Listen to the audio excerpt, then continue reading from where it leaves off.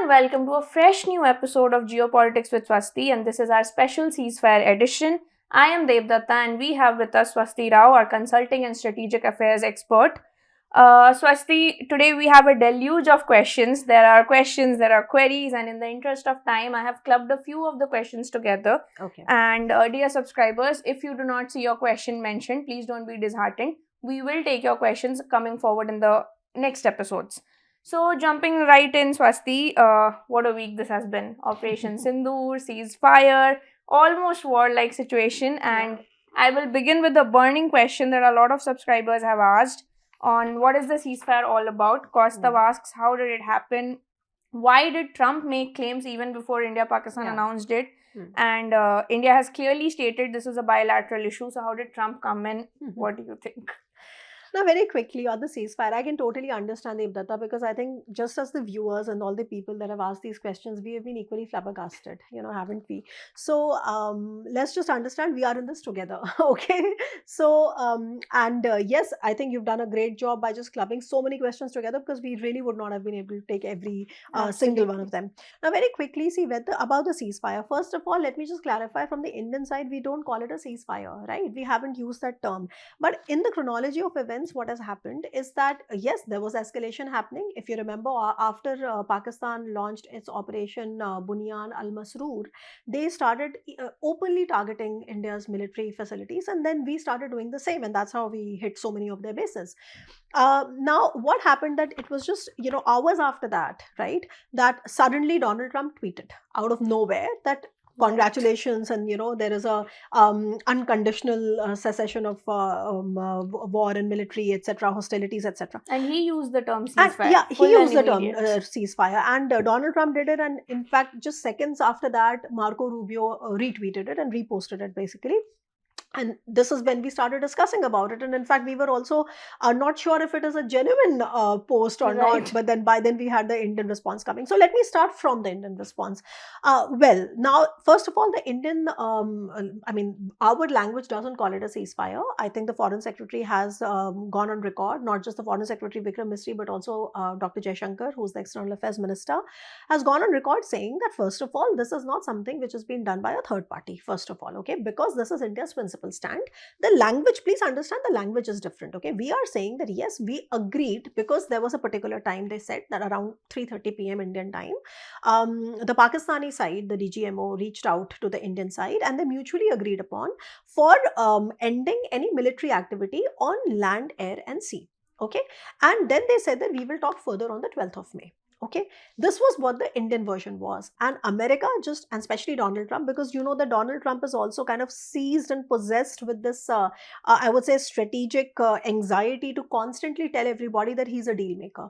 So I think Donald Trump's jumping the gun or overstepping his diplomatic role probably came from there, because there is no denying the fact that America, of course, wields a lot of influence all over the world, also on Pakistanis or for that matter anybody else. But please remember that it was also the Saudis that were constantly helping with the back channel talks. And if you remember, the Iranian foreign minister was in India, and the Saudi emissary, they went to Islamabad. So I think these efforts were already on. And if you remember that the Saudi side also issued a statement congratulating us for the so-called ceasefire, but did not take any credit for it. But that Donald Trump wants to check the box and say that he is the deal maker, and he's able to. So whether in the case of Russia, Ukraine, or so for him, he doesn't understand the specific context or the specific historicity of a particular problem. And for him, he just wants to cut a deal, and that's how he landed up overstepping that diplomatic, I would say, line, which is a very thin line. Now, that said, I think India was very clear in saying that no, it's not that, and it is just simply a DGMO level kind of a discussion, and DGMO level is not even chief of staff, okay? So you can understand that it happened at a tactical level. Now, before anybody could really hold and catch their breaths about, okay, ceasefire ho gaya, we heard that ceasefire violation bhi ho gaya. Okay. Now, the ceasefire violation happened, either of any of these reasons, maybe because the Pakistani side had a problem with their chain of command, or they probably are not disciplined enough to actually observe a ceasefire, or it is a sinister design from them to give a mixed signal to India, okay, to provoke India. Now, anything can be true. I mean, unless unless and until we have official statements coming out, we don't really know what is true. So this is conjecturing, but we know that for a while the ceasefire violations did happen. Okay, now and that happened from the Pakistani side. Right. Now, very quickly, I think. Please understand that the ceasefire, whether you call it ceasefire or cessation of hostility, whatever, technically the meaning of these things are also different. But I want to address your particular question because it is so many people's questions. Now, very quickly, please understand that when you start a particular operation, now in this case, when we started the Operation Sindoor, right? Now, when you start the operation, the strategic communication, and this is just an example, I'm not privy to what discussions are happening there. All I'm saying is that whenever an operation like that is launched, it is always a part of the strategic discussion that is happening before, at the planning stage, is that when do you end it? What are the conditions of termination? What exactly will happen that you will say that operation has met its strategic objectives and now we need to look for the off ramp, basically now we need to end it. Now, those conditions must have been fulfilled, and that is what we also saw from the successive video conferences that were released by our armed forces, that the strategic objectives of Operation Sindoor were met, and therefore we decided to bring an end to these hostilities. Okay. Absolutely. Now, that is what I'm trying to say. So the ceasefire by itself, or stopping this particular this military exchange, hostilities, etc., that itself is not very surprising, even though a lot of common people are thinking that it kind of fell out of nowhere. That's not the case. I'm sure that had been pre-discussed about where is that threshold. But the fact that it was Donald Trump who said it and not our political or military leadership was perhaps that didn't go down well, and for reasons enough, because it was extremely tone deaf on part of Donald Trump to come and make it look as if he was the one who needs the credit. But then that's classic Donald Trump. He wants the credit for everything. So that is where you have to understand whatever statements are coming, you have to gauge it very carefully. And every single time, whenever we did something as a response to the Pakistani side, we said that we don't want to escalate, and we are doing it as a response. So our stand was principled and consistent from the very beginning. Okay, and I guess that's there. That's that, because you frankly have to wait for all the official accounts, to basically tell us what exactly happened before we go on conjecturing. But the purpose of answering and taking this question is to basically make you understand that what you're thinking is coming out of nowhere is not that it's coming out of nowhere. I'm sure it is a part of a pre-mediated discussion among ourselves about what will be that, conditions of termination, which is called off-ramp now. And since Operation Sindoor had met its objectives, it was a successful operation. It targeted 100% of the targets it sought to target, and killed high-value individuals, that way. And therefore, from Indian side, when we understood that, okay, the Pakistani side is calling and trying to now sort of, bring it down, we agreed. Right? It's like that. And for anything else, it is much more important to wait for what the official accounts tell us rather than peddling any conspiracy theories. Absolutely. Because these kind of situations are also breeding ground for a lot of conspiracy theories, and so on and so forth. And as responsible citizens, the least we can do is that we can wait for all the official accounts to arrive before we start conjecturing. It's okay to ask questions, but I think mindless conjecturing is what we are trying to avoid. Absolutely. And Swasti, following up on that, I mean, on an operation, then a ceasefire, a lot of our subscribers have this question, which I think is very important, that how does all of this affect India's defense procurement?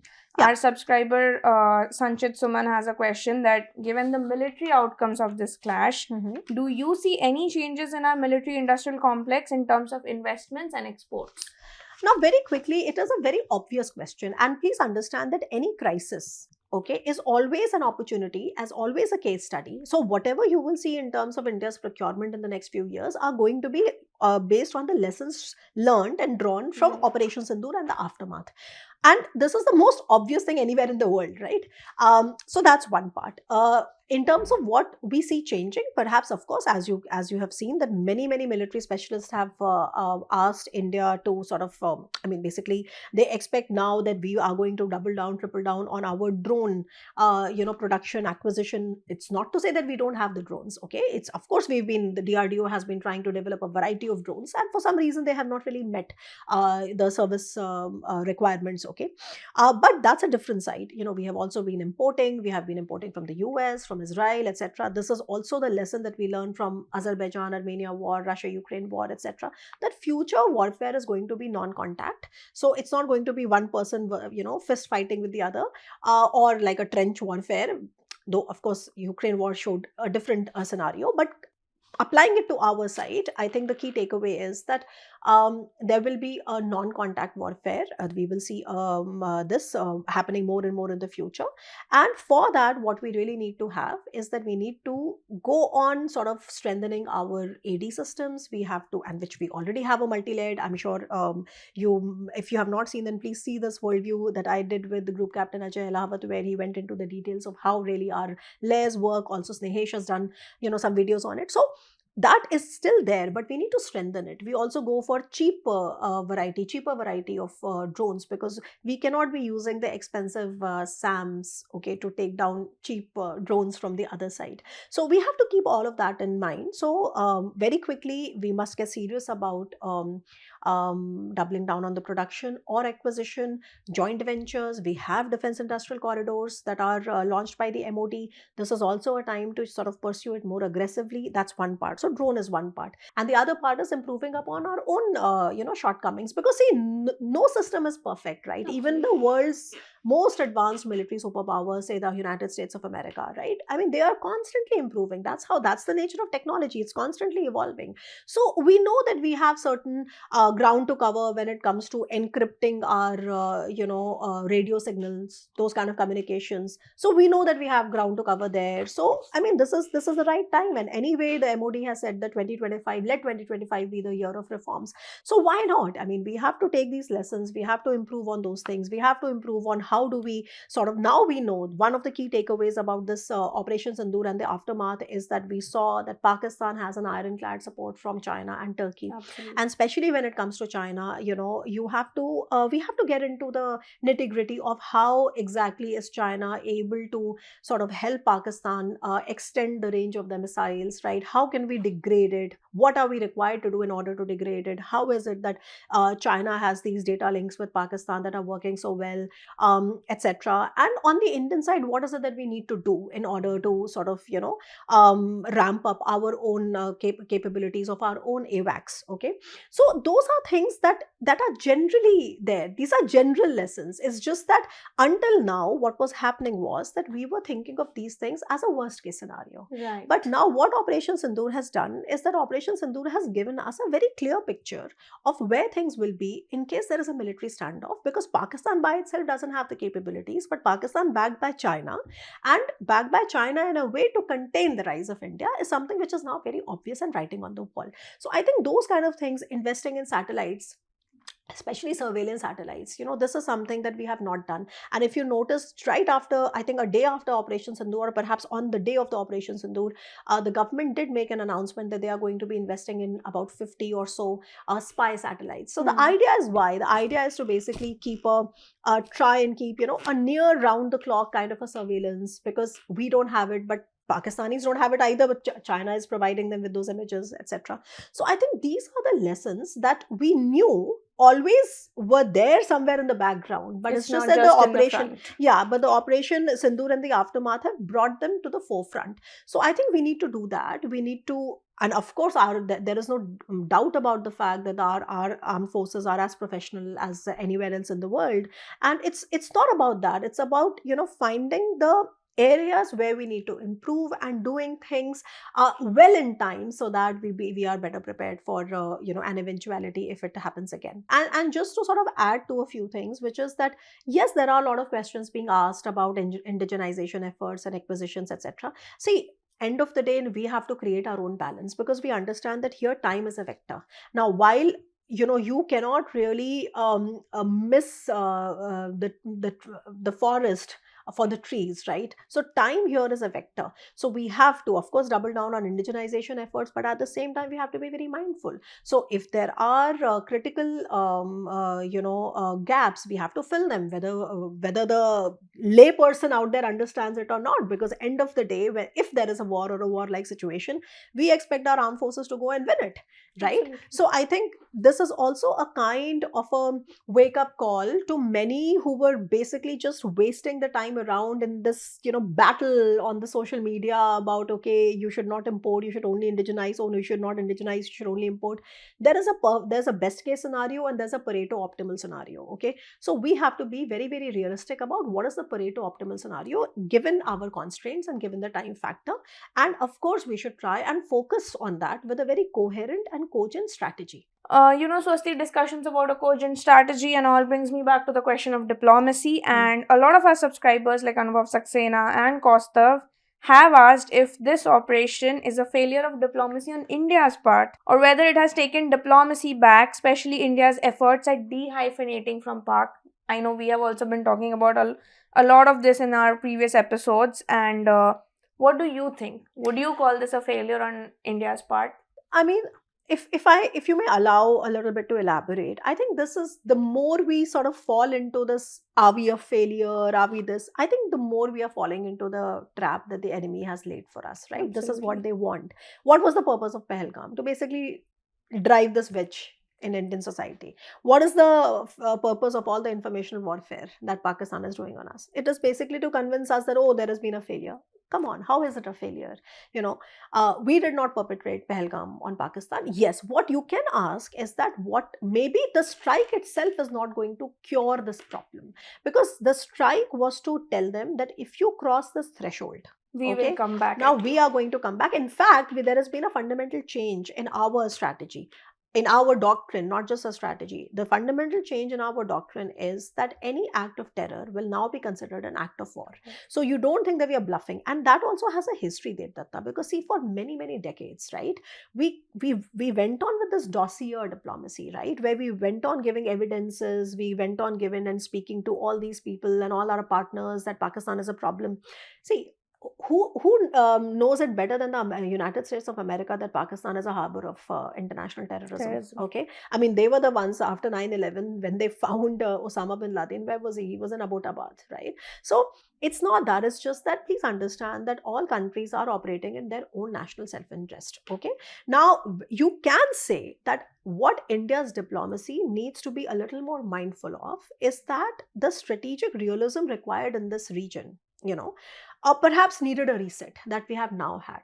Because what we realized is that while Pakistan, on the one hand, has an ironclad support from China and then from Turkey, none of our partners actually came out and supported in that sense. Everybody was preaching us. Okay, everybody said that, okay, why don't you just de-escalate? Why? They made this entire thing look as if there is no real difference between the aggressor and the victim. Okay, and I think that was the thing that hurt us the most. I mean, not that we were looking for anybody's validation, but for sure, I mean, this is hurtful because we have been the victims of terrorism, cross-border terrorism, for decades, right?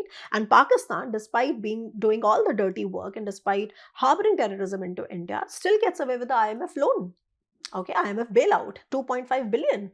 So what I'm saying is that if you say, a better way to frame this is that India should basically be mindful of not falling too much into this trap of hyphenating itself, rehyphenating itself with Pakistan. That's exactly what Pakistan wants. Why do you think that Shehbaz Sharif, okay, who's in every which way a very artificially propped up kind of a prime minister, right, comes out on social media and thanks Donald Trump?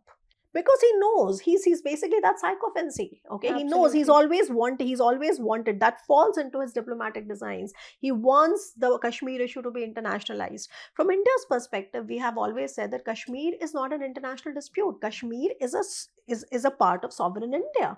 And you have a problem, we discuss it bilaterally. But Pakistan knows that Pakistan cannot solve it bilaterally, and therefore all the time they're trying to rake it up and internationalize it. So this particular, this Donald Trump's kind of overstepping of that diplomatic line somewhere, kind of really played into the Pakistani hands, and that Absolutely. therefore he was Also, very, his, very quick. Yesterday's tweet on Kashmir about US being now going on to mediate a solution. Yeah, exactly. I mean, what do you mean to say? Is this a political problem that you require a solution? Is this like an internationally disputed? So that's what, this is where the psychology comes in, because you want to present a picture which is not true. And it is on India to basically first keep consistent on its principal stand that India has done. Why do you think that Indian side came out again and again saying that no, it's bilateral, A, and B, it's not an international, it's not for you to say, okay? So yes, we appreciate the help, we appreciate whatever, but what you did is overstepping of that line. So I think full marks to Indian diplomacy for that, because had we again fallen into that trap, it would be again manipulated by Pakistan, saying that India ne to khud hi bol diya, thanks kar diya. Iska matlab they are also agreeing to the fact that it's an international issue. So the long and short is that there are challenges for any diplomacy, and please understand, diplomacy, strategy, all these things are not etched in stone. They are constantly evolving in order to be suitable, or in order to be suited to a very fast changing world also, okay? So it is wrong to say that it is a failure, okay? Yes, there are challenges, we understand that. We also understand that perhaps right now we are very lonely in that sense, that nobody really came to support us. But despite that, how are you going to deny the fact that it is India where everybody wants to invest? It is India that is so important in the Indo-Pacific. It is India where you have a 1.5 billion people, very soon to become third largest economy, or maybe it has already become, I don't know, I didn't check the latest figures, because we are all just so obsessed right now with what is happening in Kashmir. So long and short is that there are shortcomings and there are strengths. The purpose of foreign policy is to try and maximize convergences, work on strengthening ourselves, while at the same time minimizing divergences, because no two countries' foreign policy is always going to be alike. There are lessons that we have taken, and this is going to go a long way. But I would actually urge you to not use this language for yourself or for India, because basically we are only then peddling to what the enemy wants us to peddle. Absolutely. Okay. Swasti, all of this discussion brings me to a question that we take for this episode, which is on Kashmir. Our subscriber Yogesh Seth has asked that India avoids internationalizing the Kashmir issue while Pakistan actively seeks global support and thanks other countries, which I think we just discussed. But by not even acknowledging US help in mediating a ceasefire like Pakistan did, his question is, do you think India is missing an opportunity to shape global opinion in its favor? Now, this is a more nuanced question. It's not a question which is coming from a very polarized kind of an opinion. So I think it is a good thing for us to try and engage with this question, because it is nuanced. Now, India not doing enough to sort of rally the global opinion around behind it. Yes, we need to do it. Okay, why? Because what we understand that it is not about an Operation Sindoor. Operation Sindoor has set a new benchmark. Operation Sindoor has fundamentally changed the way India looks at any act of terror, etc., etc. It has given a very fitting response to Pakistan that don't think we are bluffing just because we are a peace-loving country. So, Operation Sindoor का relevance वहाँ पर है. But in the long-term isolation of Pakistan that we need to do, that now we felt कि it's not really that easy, because we tried to convince the other countries that don't give them these bailouts, because you give them these bailouts, they live from one bailout to another bailout package, and they are constantly harboring terrorism into India. So don't give them. But we were not able to do it. Okay. Now, so in the long-term strategy or a broader strategy where we need to have a multi-pronged approach to try and isolate Pakistan if it kind of inflicts these costs on India. So we have to also tell them that if you do this, there will be costs on you. Absolutely. Okay, if you want to do that, if you want to sort of, look at the case of China and Turkey. Let's look at the case of, China, of course, I don't want to discuss because CCP is not going anywhere, but let's take the case of Turkey. Now, Erdogan's regime is in trouble out there. Let's hope there's some other regime that comes back who's more secular. Would we not try to mend our ties with Turkey enough so that they stop supporting Pakistan. in this dirty, game of harboring terrorism into its neighbors?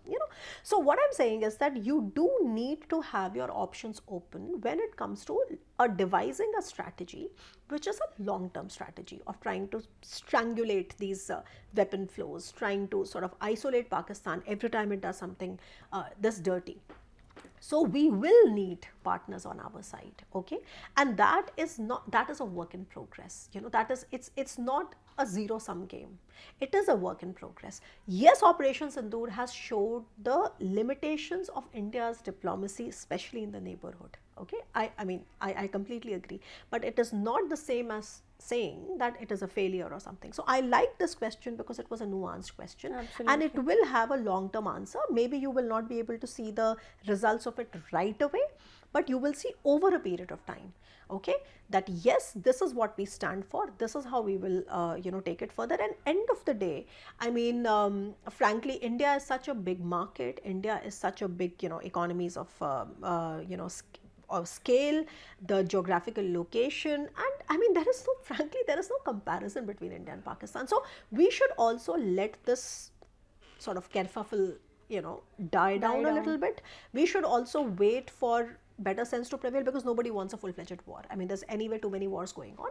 So let's not just use this as the final arbiter or a final, so to say, parameter for consolidating our opinion on everybody. Let's understand everybody is operating in their selfish interests. That is how international relations is. No permanent friends, no permanent enemies, only permanent interests. So just as others are pursuing their interests, we have to also single-mindedly focus on our interest. And this is what is going to take us far. And global opinion has a role there, but it is not everything. And Swasti, I've kept the most controversial question for the last, and this is from our users Indranuj and Anubhav Saxena, who ask whether Rafale jets were down. And there's another question as a follow-up, and I don't think he's a subscriber yet, but I think the question is important, hence I kept it, which is by Jinx Koche, who's asking, how do our jets fare in comparison to Chinese jets?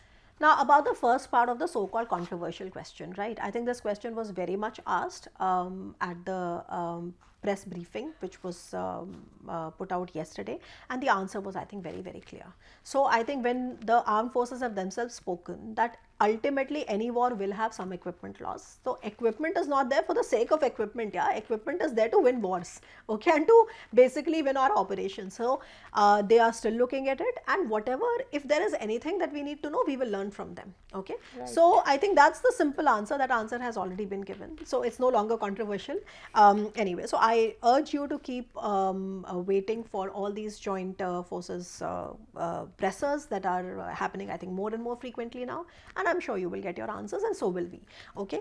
Now, as far as the other question was concerned, like the follow-up one on how do our jets compare with the Chinese jets, and especially when you say our jets, perhaps he's having the Tejas LCA program in mind. So yes, I think that's a good question, and good you took it up. So very quickly, now we have, of course, the Tejas Mark 1, Tejas Mark 1A, and then Tejas Mark 2, and then the AMCA. This is what we say when we say कि India के jets क्या है, right? So this is the different variety. Now out of these, I think if you take the Tejas Mark 1, right, just the Tejas Mark 1, it is comparable to J-17. It is slightly better in avionics, but it is certainly inferior to the J-10C, okay.